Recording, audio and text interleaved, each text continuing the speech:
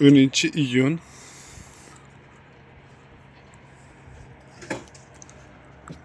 6-7 gramlik simichkalarimiz keldi. 6 ga 8 sadogimizda 60 mingta baliq. Kecha soat 12 da tushdi.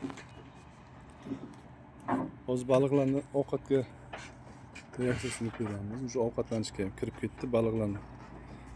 Aktiv. Nurda shu yerda yem olib qo'ygan, o'sha olib ketdi.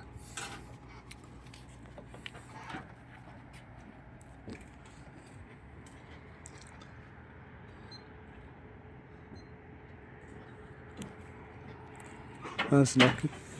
Tashlaginda salayim.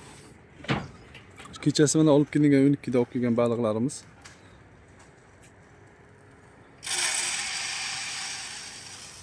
Ovqatlanishga kirdi o'sha.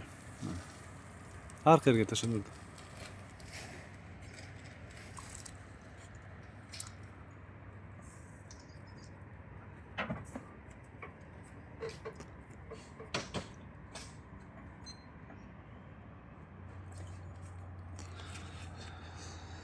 Endi rezultatlarni ko'ramiz.